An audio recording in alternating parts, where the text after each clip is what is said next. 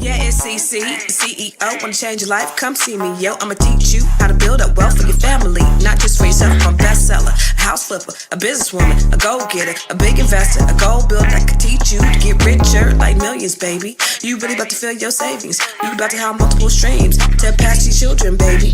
Let me teach you to get your credit on track in the long run. You'll make it all back at Catalyst and watch it all cycle on your black-owned firm, but we ain't all black.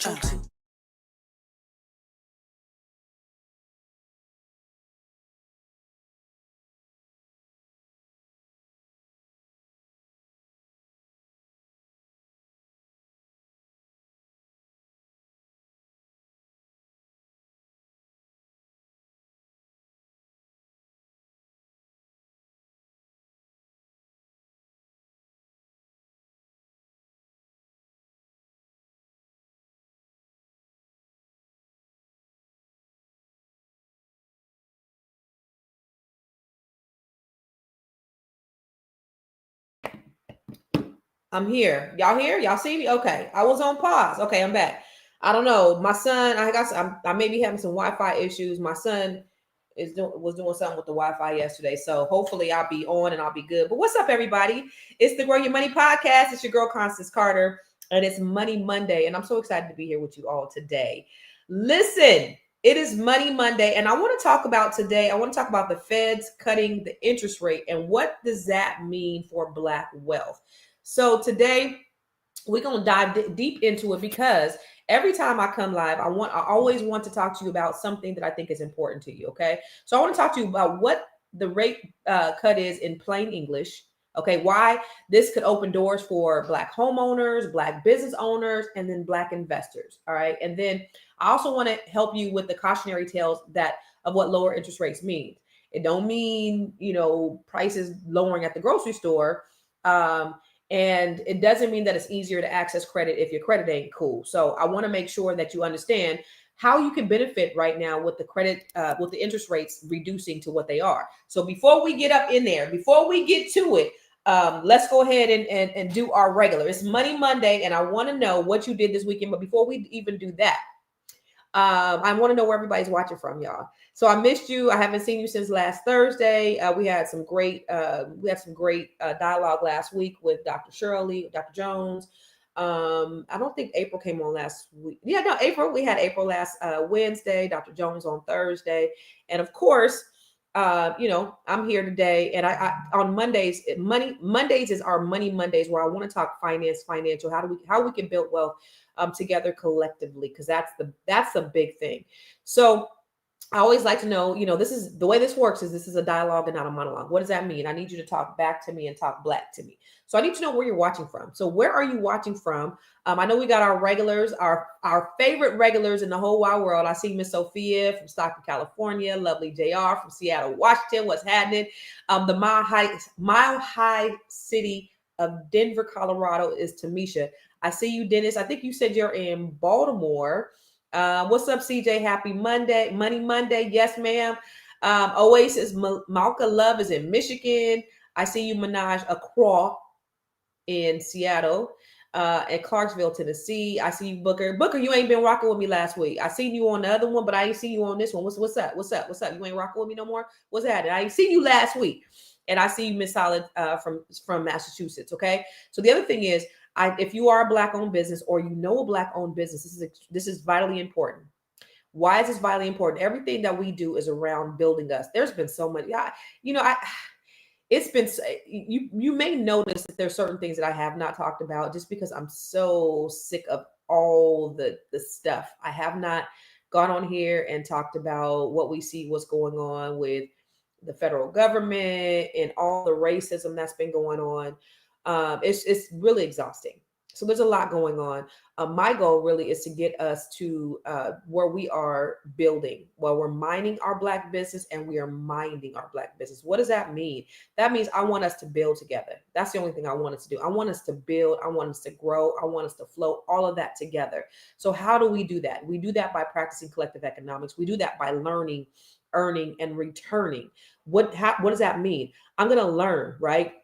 And as a result of me learning, I'm going to earn more. If I learn more, I'm going to earn more if I apply it, if I execute. There's a saying that the idea doesn't belong to he who thinks it, it belongs to he who executes it. So if you execute on the learning that you learn, then you're going to earn more. But the other thing is that you have to return. What does that mean? That means you have to give back and give to others. That means we should be working together. I don't know if you know that there is $2 trillion worth of spending power in the Black community. Does everybody know that there are $2 trillion worth of spending power in the Black community? What does that mean? It means we have enough spending power. We have more spending power than other countries, most countries. Our spending power is more than Brazil. Our spending power is most of other countries, of Spain. Black people, we are not broke. We're not poor. We have a lot of money that we can spend. The issue is we don't spend together. So we have almost $2 trillion of spending power as of 2025. Only 2% of that spending power goes to Black owned businesses. So then it's like, okay, why is that? Why is it that the spending is, in other communities, in the Jewish community, Asian community, Arab community, all of that, they're very intentional about their spending. They say we don't do business with anybody else unless we can figure out who in our community we can do business with first. So if you don't know, this is what they do. They are very intentional about their spending. So Black people, I need us to be on code and be very intentional about our spending. Listen, other people work off of self-preservation. We have to be self-preservationists.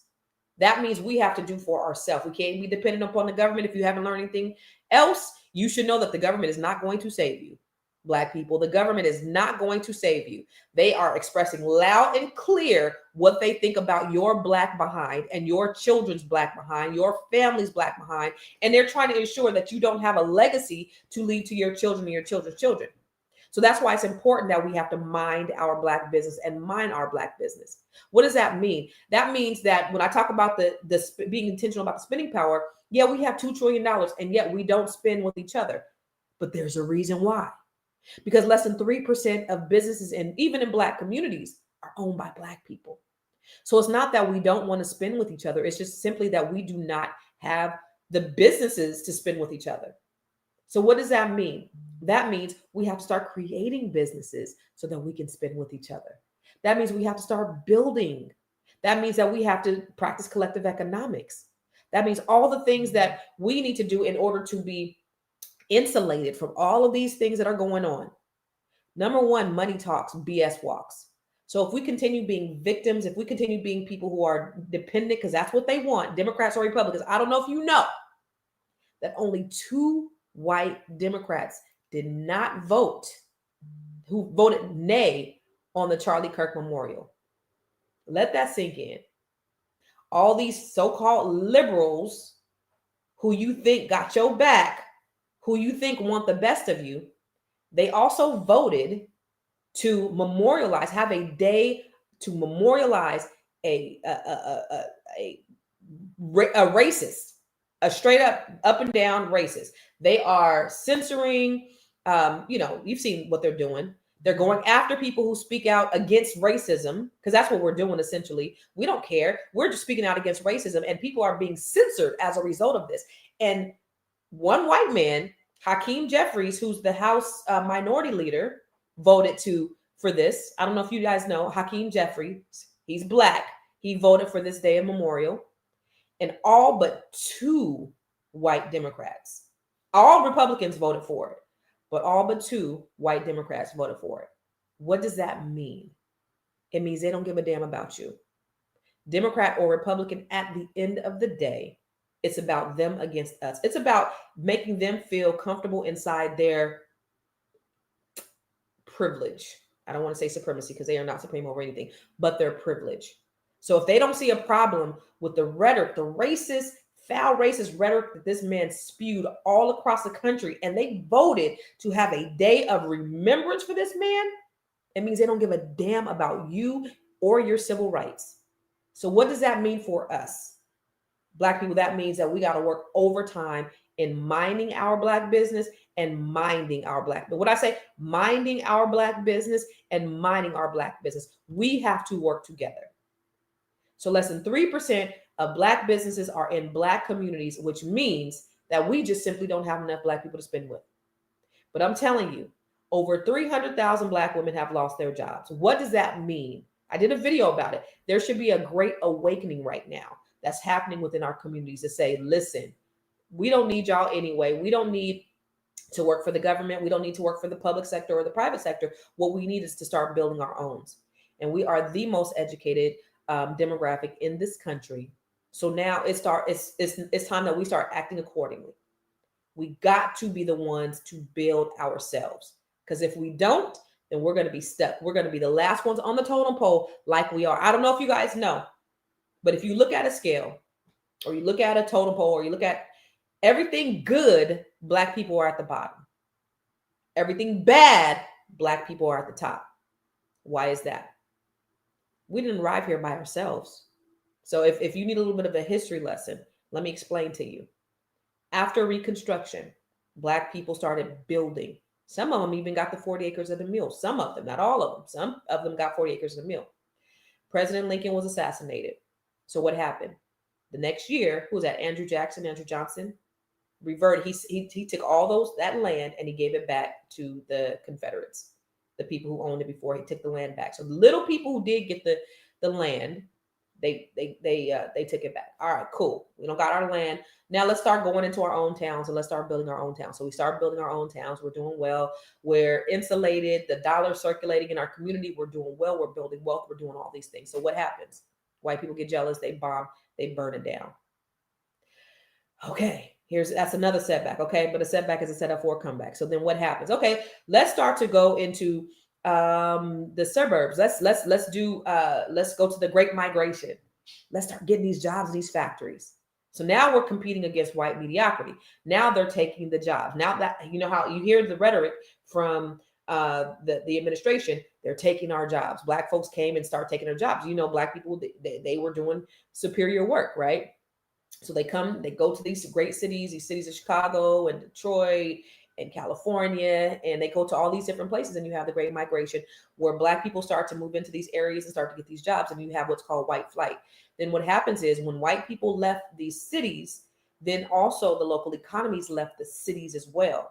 And so what ends up happening is you have what's called urban decay. Now you don't have all of these businesses that were once in these communities. Now the businesses that people have taken their businesses out, the government has taken the funding out.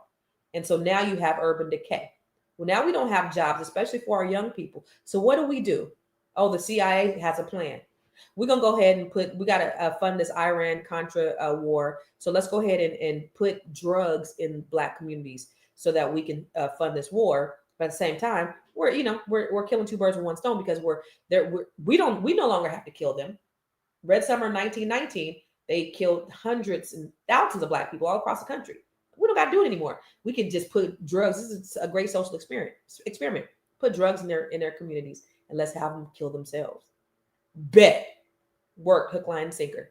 So they put drugs in the communities. They put guns in the communities, get us strung out, get us killing each other. Now we have ghettos. Now we have hoods. Now we have these terrible neighborhoods. All right. And let's go ahead, let's down the road. Let's go ahead and let's put a nail in the coffin. And we know that, okay, they might start getting hip to the game. We got hip hop coming out.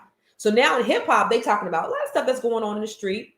But then you also have a lot of positive hip hop. Do you remember the positive hip hop of the 90s? Remember self-destruction? Remember all that? Remember when we was wearing the gold medallions? Everybody was talking about the motherland and the brother man and all that stuff. And everybody's positive and everything. Tribe Called Quest and Junk Brothers. Everybody's talking positive and all that. Then NWA comes out and it makes a big splash. But then that's where they start putting the money. They start putting the money behind the gangster rap. Because what we know is music carries a frequency that I can infiltrate your mind without even, that's a way to welcome somebody into your mind and you don't even know, right? So the beat, so all the beats that they listening to, these kids listening to this music every morning and they're just being indoctrinated with this murder, kill, murder over a nice beat. And they got hundreds of millions of dollars going into this very thing. I got a video from Tank right here where he says, our violence isn't the threat. Our love is. Our family separated. It's fine. It's perfect.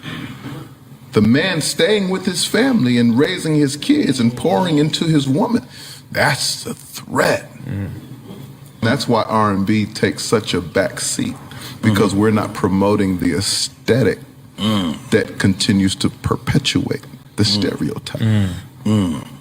You guys are killers. You guys are animals. You guys are savages. That's when you're at your best. So that's what we're going to reward. Those are the guys who get the $100 million deals. Those are the guys who fill up the arenas and stadiums and talk that shit. We love when you talk that shit. Love? We're cool. We're cool. We don't own conglomerates. It comes down to ownership. Yep. We don't own radio. We don't own streaming. We don't own media. We don't own none of it. So are you picking up what he's putting down? Have you picked up what this man is putting down? So this is all a intentional and direct threat against our people. Somebody, I always try to post Black excellence on my page, and I'll post, a lot of his historical context and historical things on my page. And, a lot of white people say, now we don't even have to do none of that stuff because y'all doing it for us. They're laughing. They're laughing at these grown ass men that are walking around with their pants sagging, that are killing each other over a block that they don't even own. They're laughing. They don't have to have us hanging from trees across the country because we're doing it ourselves. And so this is exactly, we've played right into their hands. But here's the thing. Today is a new day. I really believe that. I believe that we have been brainwashed over the last 50 years. It's real. We have been brainwashed over the last 50 years to think that these people gave a damn about us, to think that the Civil Rights Bill and all these, you notice that they were quiet for 50 years. All of these ratchet, wretched, racist people were quiet. But I was looking at some interviews with a lot of the students who were listening to Charlie Kirk, and they were saying, he was saying things that I always wanted to say. I couldn't articulate it. He was speaking the language and the words of a good portion of white America that they've been feeling for so long, but it has not been politically correct to say it. And yet we believed that this is a colorblind society. Oh, Black people, you guys are always using the race card. Oh, everything is equal. We've had a Black president. This is what they tell us. But in reality, these are the conversations that they were having behind closed doors. Now we just got to peek inside and see exactly what it was. And so what do we do as a result? We can't get mad at them. I'm not going to waste no energy being mad at nobody. What we have to do is we got to get our shit together. What we got to do is we have to get our business together. What we have to do is we have to mind our Black business and mine our Black business. What does that mean? That means we have to work together collectively as a collective unit. And I will say this every single day that I come online. I don't care if you've heard this 1,000 times from me. It needs to be said 1,000 more times. Okay. Black people, we have to wake up. We got to get out of this brainwashed mentality that, listen, we've adopted it. So now it's on us. They've introduced it. We've adopted it. So now it's on us. We've sold ourselves this lie that we can't do certain things, that Black people don't offer quality, that Black people don't do good business. Listen, we know that we do good business. We know in the early 1900s when there were Black cities and thriving towns all over the country, that we know that we can do Black business. You remember we were fighting, our people were fighting to sit at lunch counters and fighting for integration. And when they finally sat down on them and they finally got that lunch, it was like, we was fighting for this nasty ass shit. We thought that the white man's ice was colder. That's what Malcolm X said. And in reality, we do quality things ourselves. So while I'm not telling you to segregate yourself, people, you can do business with whoever you want to. All I'm saying is, number one, we need to start owning more Black businesses. Number two, we have to start supporting Black-owned businesses. Collective economics is paramount to the survival of our community. In order for us to get to the next, in order for us to be insulated, right? The Asian population, I don't know if you know, the Asian population, they have the lowest voter turnout, but they are the most insulated from these policies. That's why you seen as soon as Biden got in, he did the Asian hate bill. Now we've been getting hated on and lynched and all of that for years. It took 100 years to have the anti-lynching, to craft the anti-lynching legislation. Asians ain't voting like we voting, but yet they get an Asian hate bill. Right. So I think also another thing that pisses me off, because what they've done is they've watered down our civil rights by adding everybody else to our fight. Now, I don't got nothing against no gays. I don't got nothing against no trans. I don't got nothing against no Asians or nobody else. But I tell you what, their fight is not our fight. So when you lump us all together, then it weakens our stance and our fight. So we have to stop inviting everybody to the party. We got to stop inviting everybody to the party. Everybody else's fight ain't our fight. We got a big enough fight on our own. So everybody together know there's some stuff that they have that don't have nothing to do with us. You cannot tell somebody is gay by just looking at them. I'm sorry, unless they're walking around and doing extra shit that shows that they are. But you really can't tell unless they tell you that I'm sleeping with somebody of the same sex. Has nothing to do with that. I can't walk in a room and people not notice that I'm Black. I can't send my resume, and if I have an ethnic name, 80% of the ethnic, they train people to discard resumes with people with ethnic names. So you mean to tell me that is the same as you having sex with a person of the same sex? Has nothing to do with it. So we got to think us. We got to think Black first, and we got to stop inviting everybody to the party. And I'm going to say that unapologetically. And I don't care what your orientation is. I don't even care what your nationality is. I remember one time, Trina, she's one of my mentors, and she's the first lady at the church I used to go to. And I remember they were having she's an organizer out in Stockton, California, an office. They came to my office and they were organizing. I don't know, it was Black Lives Matter or something. I don't know what it was. It was something was going on. And this Filipino lady got up and she said, yeah, because what they've done to Filipino people, blah, blah, blah, blah, blah. She let her talk. She let her talk. And so right after she got done talking, she goes, okay, so let me just explain this to you guys. This is not about Filipino. And with a straight face, she said, this is about Black issues. And we're not going to deviate off the fact that this is for Black issues. This is what we're talking about is about what they're doing specifically to Black people. Now, I respect what you're talking about. I respect what you're doing, but this has nothing to do with Filipinos. It has everything to do with Black. So we're going to stay focused on the topic. She's so unapologetic. I love that. I loved it that. And I was like over there like, ooh, but she was absolutely 100% right. We got to stop inviting everybody to the party. And we have to be very clear and very intentional about what we're doing, who we're doing it for. Okay? Whew. Okay. So I said all that to say, I ain't even got to the topic at hand yet, but I need you to understand just the context of the reason why it is so important that we practice collective economics. Okay. Because, you can go to, here's the thing. Let me share something too. This is actually, so you can go to a Black restaurant and sometimes Black folks will not give Black people the benefit of the doubt. If they go to a Black restaurant, then, if they get bad service from a Black person, then, they'll say, oh, I'm not going to do business with Black people anymore. And they'll write off all businesses. But you'll go to an Asian restaurant, you'll go to, you'll go to a Mexican restaurant, get bad business. And I've seen it firsthand where people will line up around the corner for some badass business. So let me tell you this. Last night, my daughter, pissed me off. My daughter calls me and I didn't even know at the time she was crying. She didn't even tell me this. She calls me. She's like, Mom, I just had this really terrible experience. I'm gonna let you hear it. She had this really terrible experience with at an Asian restaurant. She went to go get some pho. My kids love pho.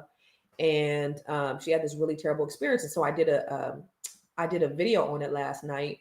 But I want you to see, because this is how they treat us a lot of times when we go to their places of business. Watch this. Y'all, I am pissed. My daughter just called me and she said, I just had a really terrible experience at this restaurant. So she goes to this restaurant. She wants pho. She goes, sits out at the bar, orders her food. And so the guy says, well, you got to pay up front. So she's like, oh, okay, well, I'm eating here. He says, well, you got to pay up front. So she pays. And then the guy says, well, you got to pay up front. So she's like, oh, okay, well, I'm eating here. He says, well, you got to pay up front. So she's like, oh, okay, well, I'm eating here. He says, well, you got to pay up front. So she pays. And the manager comes up and says, why didn't you leave a tip? And she's like, oh, well, I haven't gotten my service yet. I haven't got my food yet. So I hadn't left a tip. And my daughter worked in the food service industry. So she's really a stickler about tipping. I know that for a fact. So he was like, no, you tip, you tip. And he basically said, I'm going to void your ticket and I'm going to redo it and you tip. And she did it. So first of all, I'm mad that she did it, but like she felt really intimidated. She felt berated. She still ended up eating there. So I was like, why did you eat there? So when I tell you, I pissed off to highest festivity over this thing, right? So I'm like, what's the name of the restaurant, Kai? What's the name of the restaurant? So she tells me Viet Chopsticks in DC. So when I tell you, I called them and cursed their asses out and told them that I was going to be posting it on social media. Like, you don't do that. You don't he's like, when was she here? She just left, motherfucker. Do you do this to everybody? She looks like she didn't have no makeup on. So she probably looks like she's like 15, 16, maybe 17 years old. So, and you know, she don't know no better. If it was me, it would have been a whole different conversation. But anyway, I just want to tell y'all that if you're in around Viet Chopsticks, don't go there. I don't like the way they did that. And I told her to leave a super negative Yelp review because that's not how you do business. You're not going to strong arm and bully somebody to leave a goddamn tip. So y'all, let me tell you something. I didn't even know she was crying. She didn't even tell me that till she called me back. She was just like, yeah, I was crying. No, she told me that this morning. I think she told me that. No. She told me that last night, later last night. And I was like, wait a minute, you were crying? She was like, Mom, I was so taken aback that I didn't know what to do. This man came and so first of all, he said, well, if you wasn't going to leave a tip, then you should have just ordered takeout and left. And she said, I told the guy that I was going to eat here and he made me pay up front. Right. So, and like I said, she, when we go places, she'd be like, Mom, cause she was a waitress at one time. She's like, Mom, gotta leave a tip. She's really big on that. And that meant, and so she's in the car. I didn't even know she was crying because I tell you, I probably would have got up in the car and went down there myself and went off. But I did call them and I cursed them clean out. I did. And, but this is the kind of stuff. So somebody said in the comments, I think on my page was like, well, Black people be going up in there. And a Black person said that Black people be going up there and acting a fool. First of all, you don't paint us with a broad brush. Okay. Just because that Black person did something. So are we painting all white people with a serial killer brush? Are we painting all Hispanic people a certain way? Are we painting all Vietnamese and Asian people a certain way? Don't do that to us. Just because some Black people came and did some things that has nothing to do with me. So this is a place. She's sitting at the bar. They made her pay up front. She's already found that strange, but she's like, oh, okay. Sat down, paid. And then she ended up giving them a tip. So I'm hella mad. She was like, Mom, I gave him the lowest tip I can give him. I only gave him $4. You shouldn't have gave him shit. But she did. And she said she was scared. My daughter was really in fear and she was taken aback. And so my thing is, everybody talking about, I would have did this, I would have did that. I know for a fact what I would have done as a grown ass woman, but a lot of people, you don't know what you would do until you're in that situation. And sometimes you got to live and you got to learn. She's a young adult. But that type of thing. So these are the things. So if that would have happened in a Black restaurant, Black people would have swore, a lot of Black people, I'm not going to paint us with a broad brush, but just a lot of times we don't give ourselves the same fair chance. I've been in restaurants, in Chinese restaurants, where the bathrooms are disgusting or the customer service is not great, and they will still have lines wrapped around the corner. But then you go to a Black person, and if they have anything remotely like that, you say, oh, that's why I don't do business with Black people, or I'm never going to go back to a Black-owned restaurant anymore, which is not fair. So we got to do better. But if you are in around DC, write them a bad review. I told her to write a terrible Yelp review. I've already written a review on there. Somebody sent me the link to their Facebook page. I wrote a review on their Facebook page and I posted it. So it's got a few thousand, a couple of hundred shares or something like that. So just make sure that people understand that you cannot treat people like that. So I was like, yeah, y'all didn't mess with the wrong one, because I don't play when it comes to my children. That I don't. So, but we got to do better as Black people. That's why we have to have our own restaurants, good quality service, spend money with people who respect you, do business with good people who respect you. And Black folks, we just have to start creating more businesses. And that's what the good thing about these interest rates coming down, because it does lend to opportunities for us to get into businesses and to get business credit and things like that with better interest rates. But before that, I do want to show you. Let me show you my daughter. And my daughter and I have a podcast called Not One of Your Little Friends podcast. So my daughter came up with this concept, this Not One of Your Little Friends podcast concept, because her and I are really, really close. And we have really great conversations. And so she decided, she put the whole thing together. And I'm like, I'm the talent. Where do I stand? Where's my marker? What are my lines? Tell me where I show up. But she's the one that put this together. And so we just sit down and have really great conversations. And I tell you what, my daughter has been my saving grace. When I go through things, she knows everything. Like, she knows me inside and out. And so it's good to have somebody that I can have somebody to talk to now that she's an adult. And then it's good that she has somebody that she can talk to about anything. So let me just show you a little bit about this podcast. And if you guys could subscribe to that channel, that would be so awesome. It's called Not One of Your Little Friends podcast. Hold on. Let me just show you a little clip from the podcast. Hold on. Share screen. Let's see. Which one do I got up?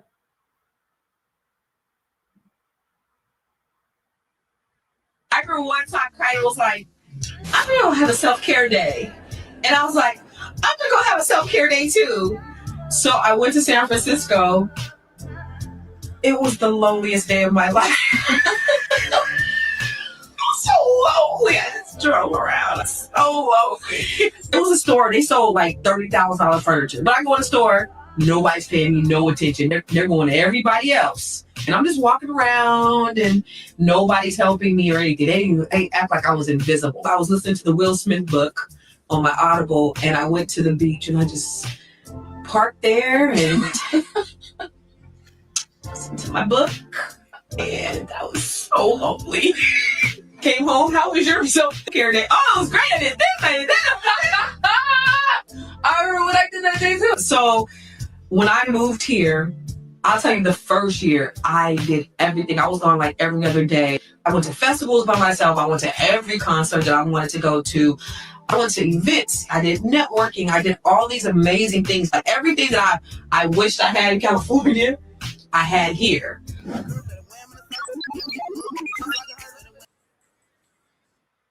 So that's our better and easier. We just share different things. And so if you guys could subscribe, go to YouTube, Not One of Your Little Friends podcast. That's me and my daughter, where we just talk about things and just trying to bridge the gap intergenerationally. But that's my baby. And I'm very protective of all of my children. One thing, I think she posted it. One thing is that we have a really great relationship. And so a lot of people often ask me, how do you have such a great relationship with your kids? And I have a really good relationship with all four of my kids. I got 4 kids, y'all. I birthed 4 of them jokers. How do you have such a great relationship with all of your kids? And let me see. I think she answered that question on here. Wait, hold on. And if you ain't, here it is.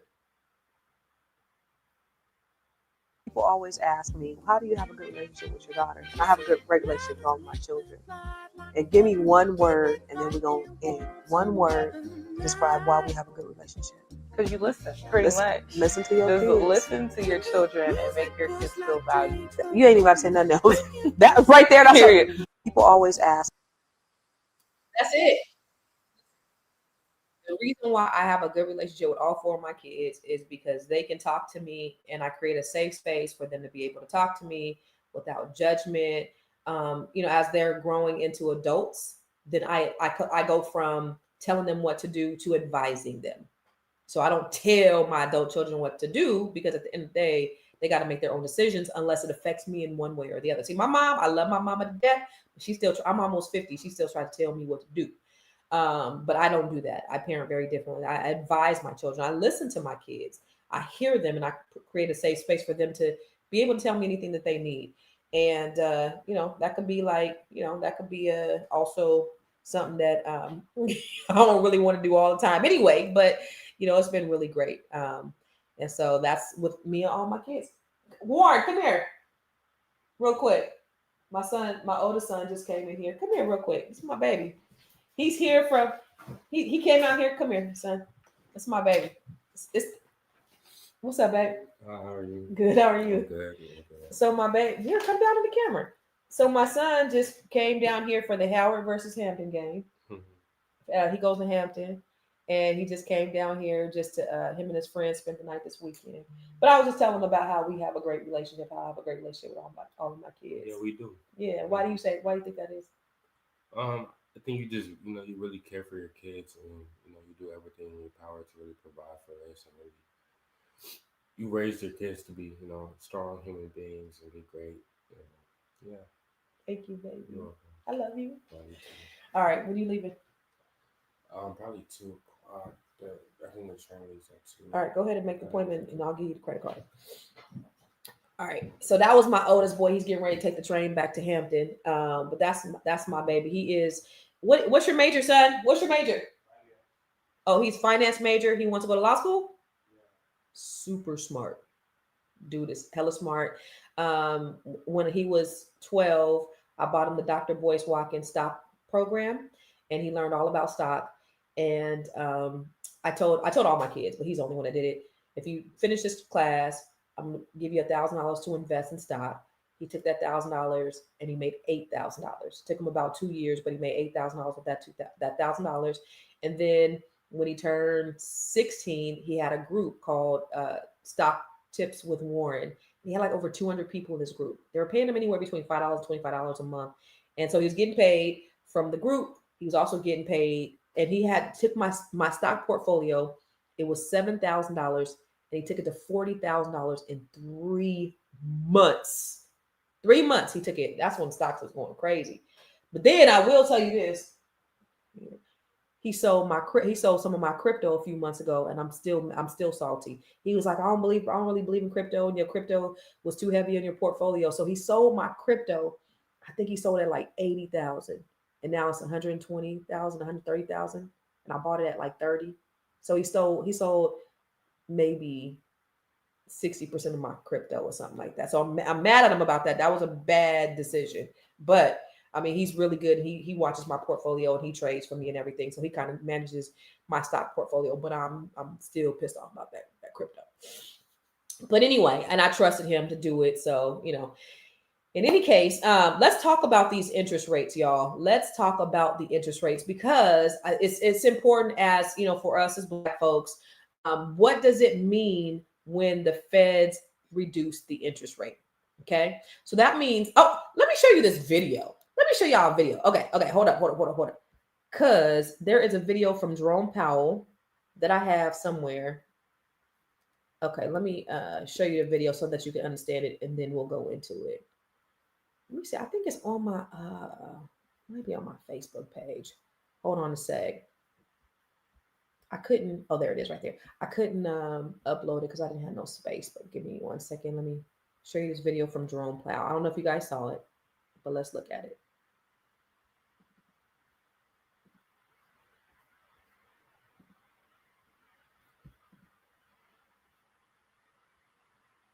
According to the Federal Reserve Chair, Jerome Powell, the Trump administration has been a complete failure.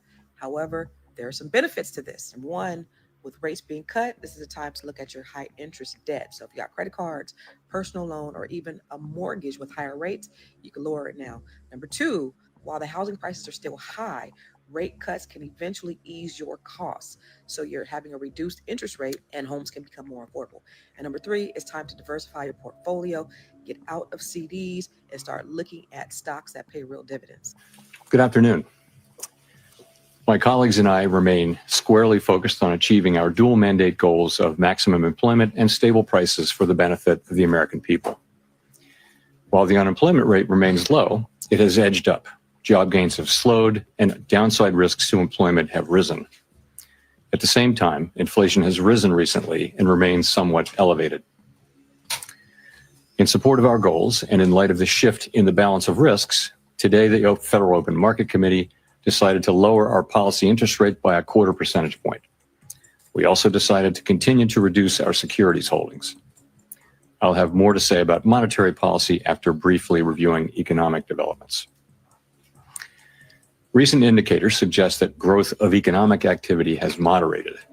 GDP rose at a pace of around 1.5% in the first half of the year, down from 2.5% last year.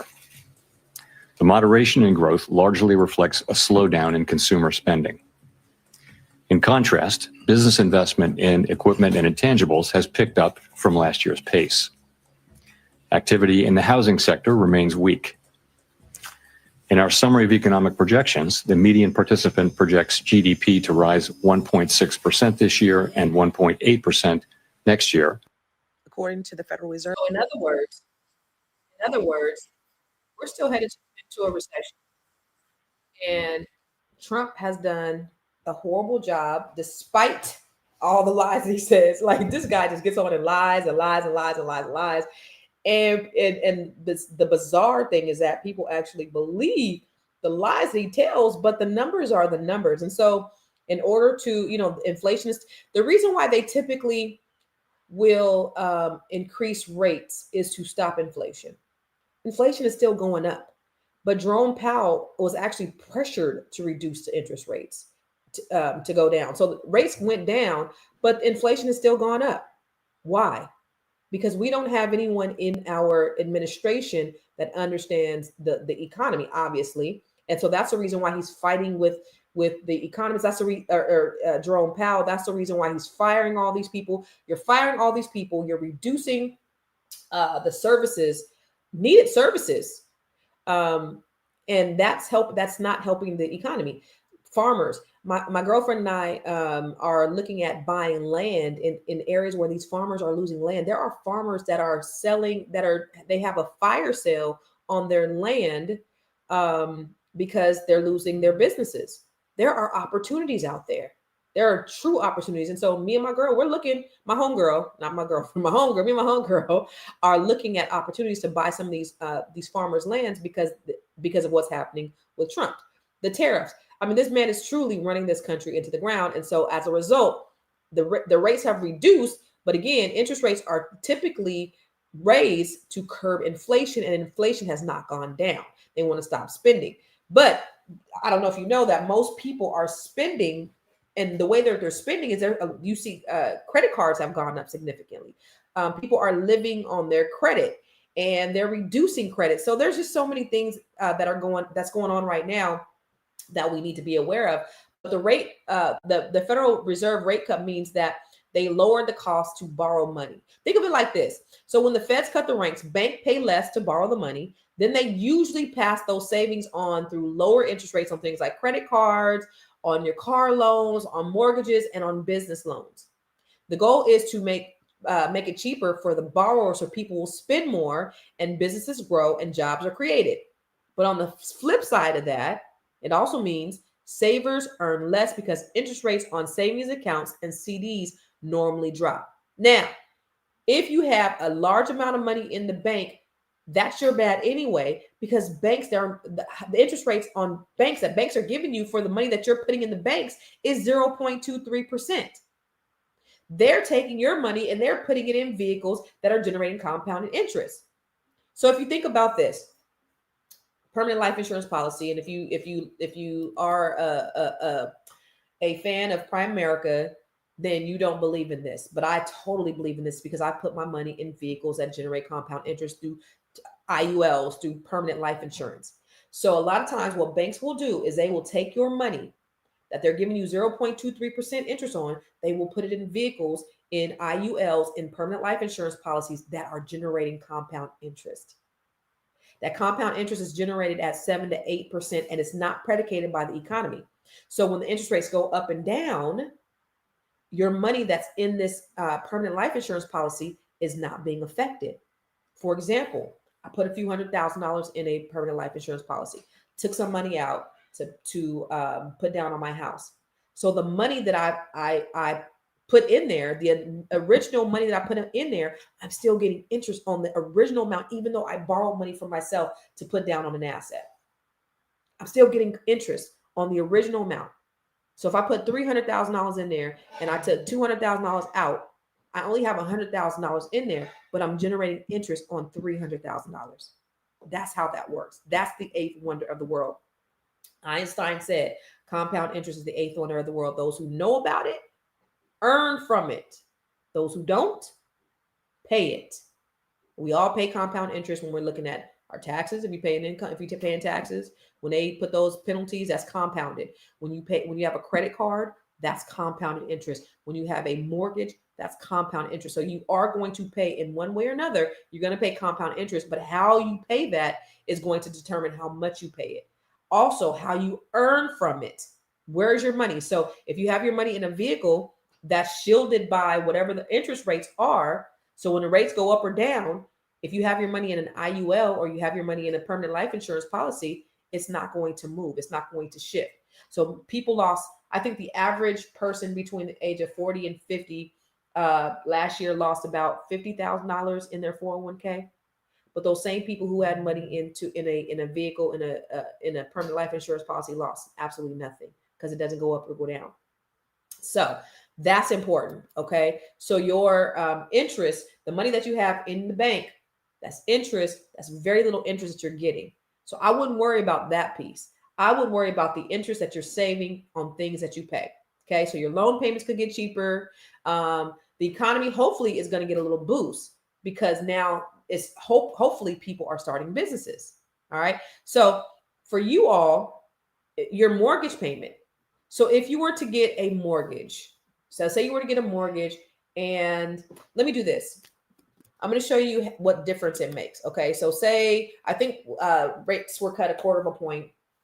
And if you have a $400,000 mortgage and the rate dropped, you're going to save, say, about $100 per month. Now you put that over 12 months. That's what? $1,200 per year over 30 years. That's $36,000 that you're going to save. So that's really good.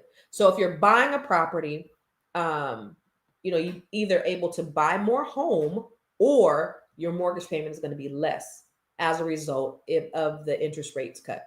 Okay. Now, if you're a business owner, you can get a cheaper business loan. So your access to capital is probably one of the biggest barriers for Black entrepreneurs.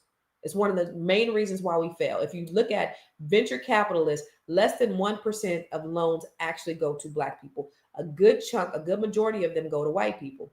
And it's crazy because in this great United States of America, where they're trying to have this colorblind society, we don't get any part. We certainly don't get the lion's share, but we get less than 1% of all venture capital funding. So then when you have things like Fearless Fund, Arian Simone, Keisha Knight-Pulliam, that have this fund for Black women specifically who get less than 0.5% of venture capital loans, then they want to shut it down and call it illegal. We don't even get the funding. They get all the funding and they don't even want us to have that.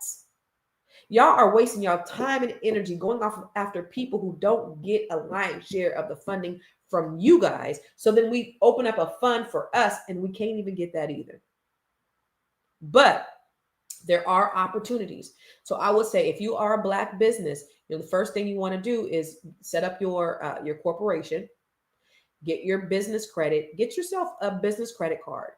American Express will likely, once you open up your business, you have your EIN, you have your business bank account. American Express will likely, if your personal credit is pretty good, they will give you some type of card for your business. Do that. You can do that within a month of opening up a corporation. That can help you to get, to fund some of the things for your business. Okay. So you need to get these loans. You could actually contact your credit card company because the average interest rate on a credit card is 29.9%.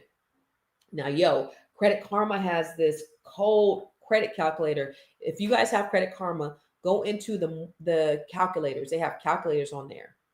And I talked about this I did a training last week called Don't Buy a House with Your Spouse. And oh, by the way, if you missed it, there's a replay. I think it's called Black Money and Marriage. BlackMoneyandMarriage.com. But if you missed the Don't Buy a House with Your Spouse training I did last Friday night, You can take a look at the replay. It'll come with a workbook. But I talked about the breakdown of the of credit cards, compound interest, y'all. So on average, you have a credit. So go to Credit Karma. Dang, I wish I had it. Go to Credit Karma. Credit Karma has these credit calculators, these credit card calculators, and it tells you what will happen if you pay the bare minimum. So if you have $1,000 credit card, it's at and your interest rate is 29.9%. You're only paying the bare minimum of $25 per month. That compound interest, you're going to end up paying. It's going to end up taking you like 6 years to pay it off, and you're going to end up paying double for that credit card. If you're paying just the bare minimum, you're going to pay, I think it's $1,000 credit card. You're going to end up paying $2,000. It's going to take you about 6 years to pay that credit card off. But if you pay just $50 instead of $25, you reduce that down to 24 months, and you're going to only pay a couple $100 in interest. That's how compound interest works. When you just move the needle just a little bit, it makes a difference in how how you pay off your debt, in the amount of money that you're going to save in the debt. Just moving the needle just a little bit. So I want you to think about that when you're making your credit card payments. Make sure you pay as much as you can. Never pay the minimum, because if you pay the minimum, you're going to generate compound interest. And also, if you're going to get like a loan through Fannie Mae, and if you're only paying the bare minimum, they do what's called, I forgot what it's called, but the way they calculate it in the desktop underwriting approval is they look at that as a part of your credit makeup. And if you're only paying the minimum, trended data, it's called trended data. And they're looking at the trended data, and they see you're only paying the minimum amount based upon that trended data of your credit card. They're not going to approve you for a conventional loan. So always pay more, even if it's $10, $15, $20 more, always pay more than the minimum payment on your credit card. All right. So for you investors, there's definitely a lot more opportunity for you. There's definitely a lot more opportunity. Again, you could make more in your portfolio, in your real estate portfolio, whether it's Airbnbs or multi-units. Your deals will start to pencil out more because the money is cheaper, the interest rates are cheaper. Okay, so the great thing about rate cuts is that it often boosts the stock market, and companies can borrow more and they can grow more cheaply. So if you are an investor and you're just starting out, this is your chance to ride the wave. Just look at the bigger picture.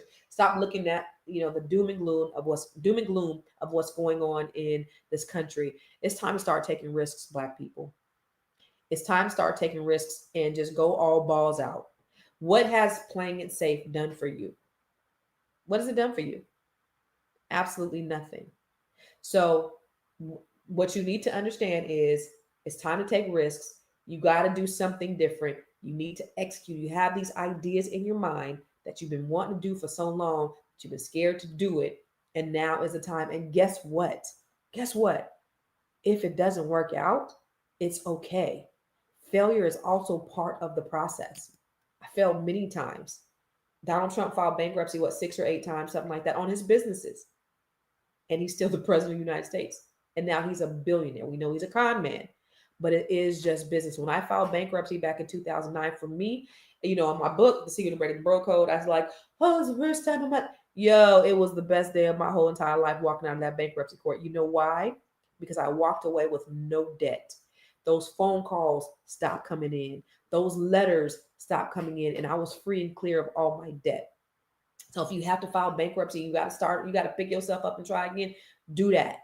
If you fail in your business and you got to pick yourself up and try again, do that. But playing it safe has done what for you? Because you're still in the same position. You haven't moved the needle. You're not creating any legacies for you and your children. You're just doing the same thing. And you're not even really happy at what you're doing.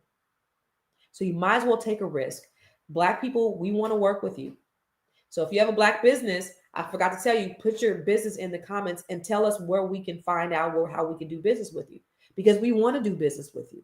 It's imperative that we do business, and we are going to be more intentionally minded so that we can do business with Black people. We just got to know that they exist.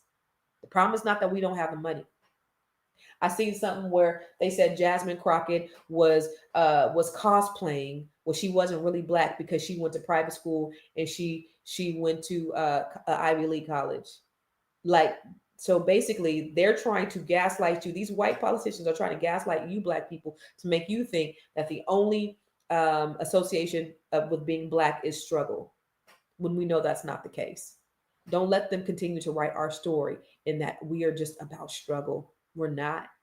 We're about access, we're about prosperity, and we're about abundance. And we have to start thinking abundant minded.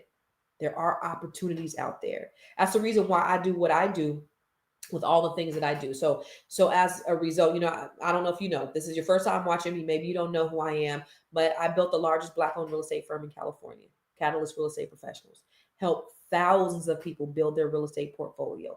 Help tons of agents build six-figure businesses. Yeah, I did that. Show them how to do that. And so now what I do is I have a few different trainings. I have the B1 Real Estate Mastery training along with the Black Business School, where we help people invest in real estate. What are we doing inside that training? Is we're coming together as Black people from all over the country. It's probably going to be about 50, 60 people in the group. Now you have 50 or 60 people that you can decide if you want to do business with those people, where we can come together and develop land in different areas where we can invest in property, or you could do it singularly. I'm going to show you how to invest in multi-units, but more importantly, I'm going to show you how to build sustainable businesses, because I can show you how to buy an apartment complex and a multi-unit and get financing and funding. But how do you build a sustainable business that you can pass out to your children and children's children? How do you be insulated from tax issues? How do you be insulated from legal issues?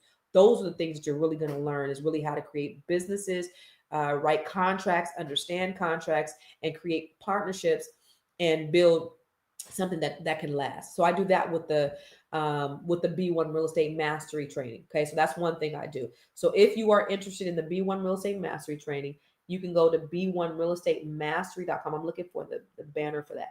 You go to b1realestatemastry.com and you can sign up for that class. And we are starting actually tomorrow night.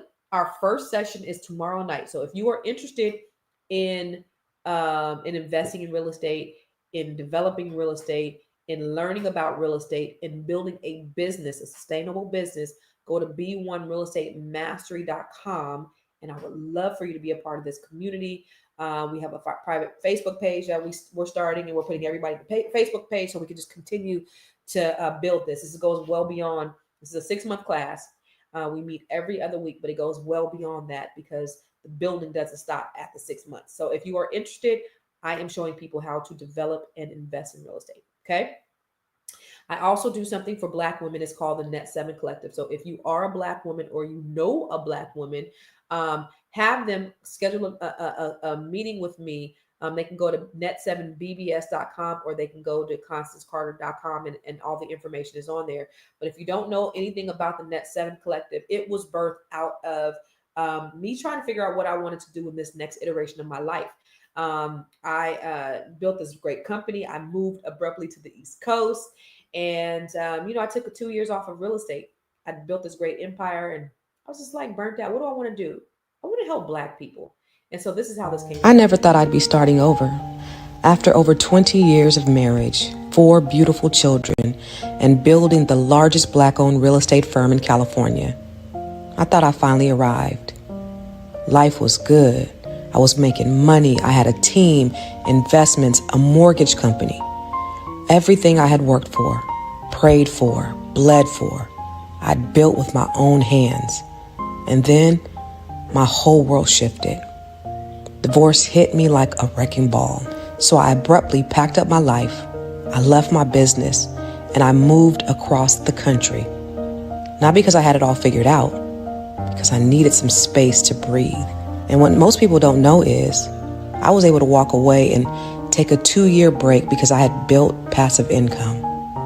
That's what freedom looks like. Having my money work for me when I couldn't even work for myself. And during that time of stillness, I prayed, I fasted, I asked God, what's now? That's when he gave me the vision for Net7 Collective. I looked around and I realized most of the people who worked for me were Black women. My tribe, my circle, all Black women. And I saw what we needed. We needed wealth. We needed healing. We needed options. We needed each other.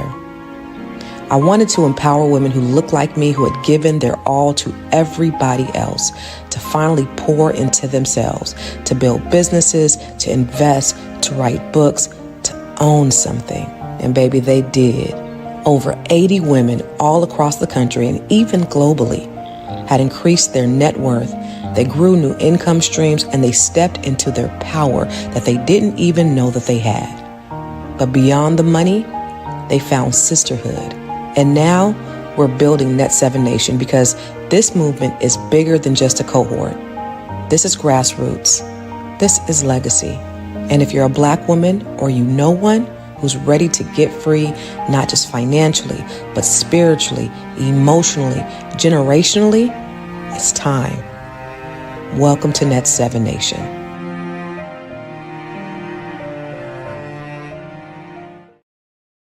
So this is something that we have women from over 20 countries that have joined the movement of being a part of something bigger than us.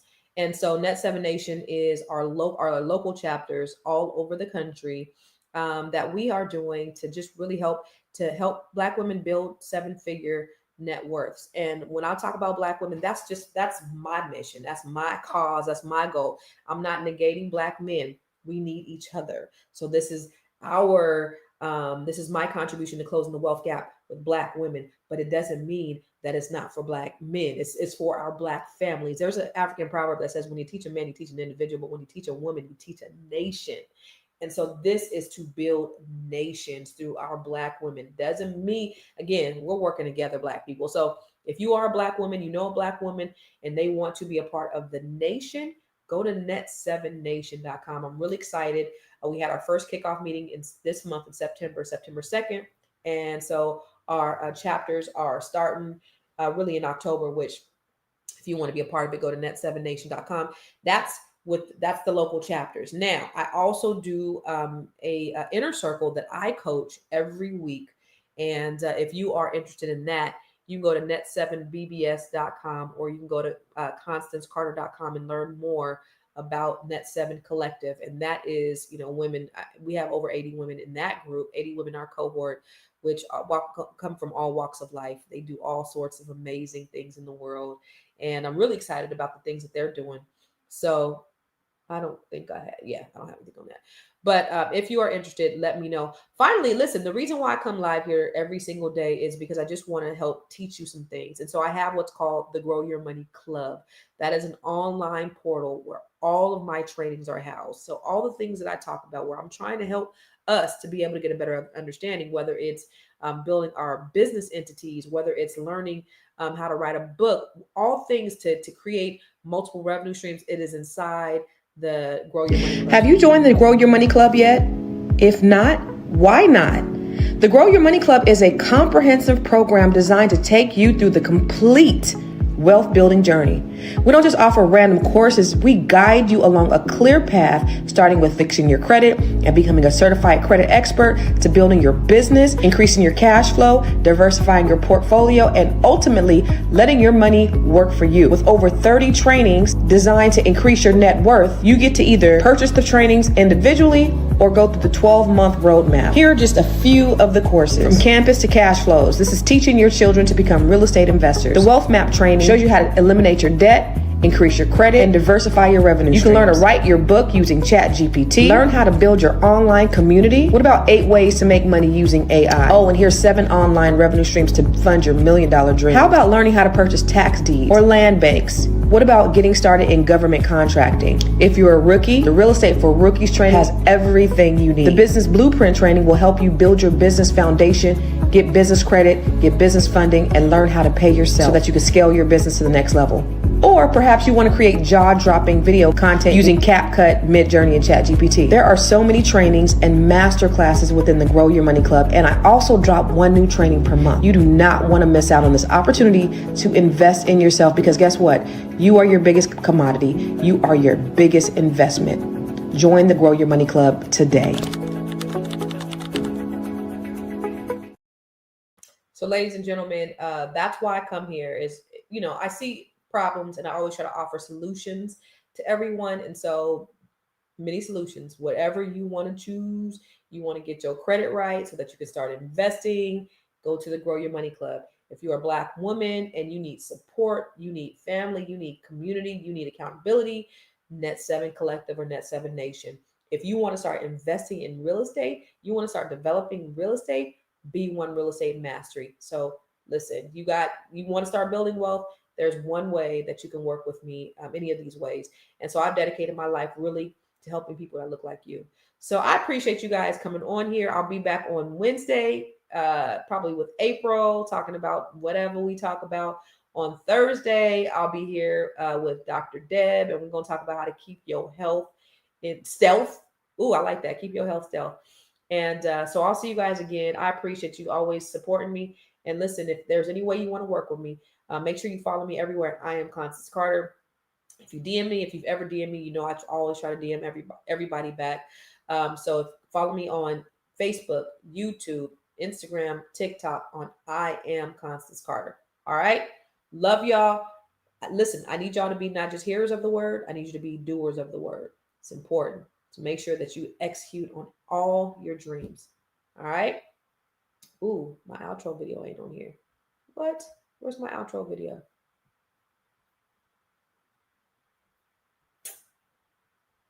There it is. I was trying to be smooth with it. My outro video ain't even on there.